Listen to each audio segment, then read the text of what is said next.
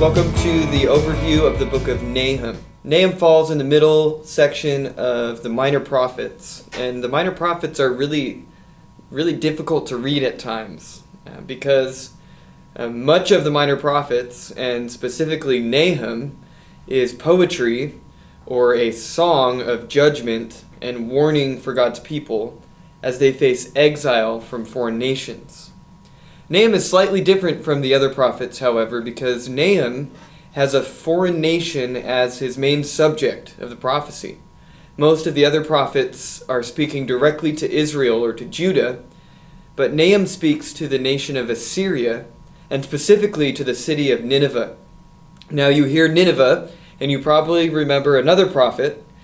You might remember the prophet Jonah. He's the prophet who tried to run away from God because he didn't want to see God show mercy over the city of Nineveh, and he gets swallowed by the big fish. If you remember, he gets spit out and he has to go preach the news of repentance to the city of Nineveh. And Nineveh responded. They were repentant, and so God showed them mercy. Well, we find a different story in the book of Nahum. Nahum is really the sequel to Jonah. Nahum writes the end of the story for Nineveh. God had showed grace and mercy to Nineveh as they repented and they turned to God, but that repentance was short-lived.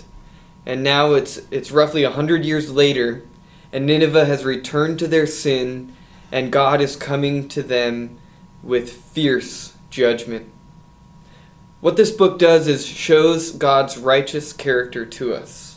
The character that's on display here is revealed in how God relates to foreign nations. And so Nahum highlights God's judgment.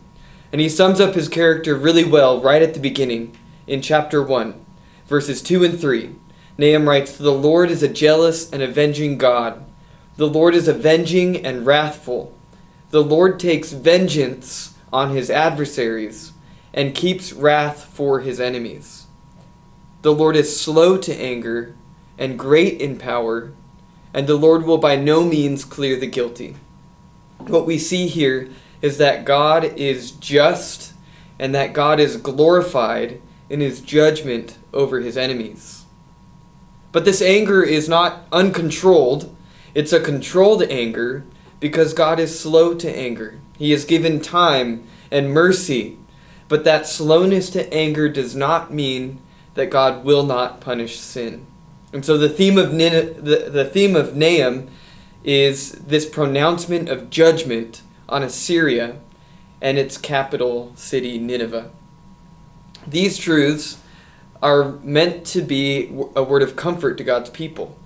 In fact, as you read the short book, you'll find that Nahum describes two types of people in chapter 1. There are those who have rejected God and who face his judgment, and there are those who find refuge in God. So Nahum writes this for these two purposes: to communicate God's judgment on the nation and to provide comfort for God's people. Well, we don't know very much about Nahum, the prophet himself. Some prophets will tell us a lot about their call to prophecy. Some will tell us about their background. All we know about Nahum is his name and the town that he's from. And his name is important because Nahum means comfort. And that speaks directly to his message. Even though it's one of judgment on Assyria, it's a word of comfort for God's people suffering oppression, for God's people who have historically suffered oppression from wicked nations, and specifically from the nation of Assyria. Nahum is most likely writing during the reign of Josiah, who was Judah's last godly king, and near the end of the line for the kings of Judah, who were going to eventually be taken into captivity as well. And as we look at the book of Nahum, it's 3 short chapters, and each chapter is honing in on one specific part of God's judgment. And so if you look at chapter 1, you see God's judgment on evil generally. And so he's focusing in on God's glorious judgment over evil. We see a jealous God of wrath who's slow to anger, but a good refuge for his people. And this is hope for God's people as they look toward the destruction of Assyria. Included in this description of God's justice is a call for God's people to obey God and to celebrate his faithfulness and his goodness. Then we get to chapter 2. In chapter 2, we find a description of the fall of the city of Nineveh. Nahum sarcastically calls the Assyrians to prepare for battle, and then graphically describes the fall of this great city. Strong language is used that communicates the destruction that God is going to bring. And he says these words, "Behold, I am against you." This is a fearful position to be as God's enemy.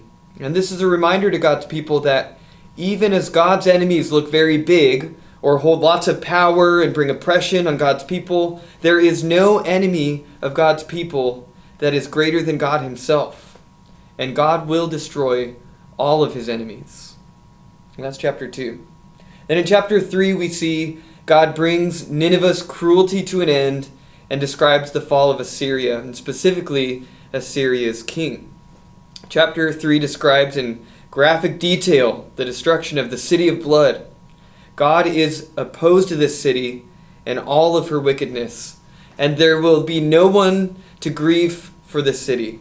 There will be no one to mourn over the end. In fact, the opposite will happen.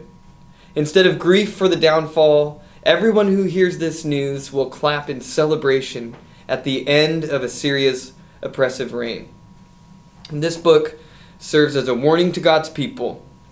Do not follow the kingdoms of this world. Do not partake in its evil, but instead look to God for judgment. Look to God for justice. God will be faithful in his mercy as well as in his just wrath. The promise is this for God's people. God will not allow violent empires to endure forever. He will bring the violence and their arrogance to an end. He'll bring down the violent and the arrogant in every age. And this is a message of hope and comfort for God's faithful people who look to him for justice and who trust in him. And that's the book of Nahum.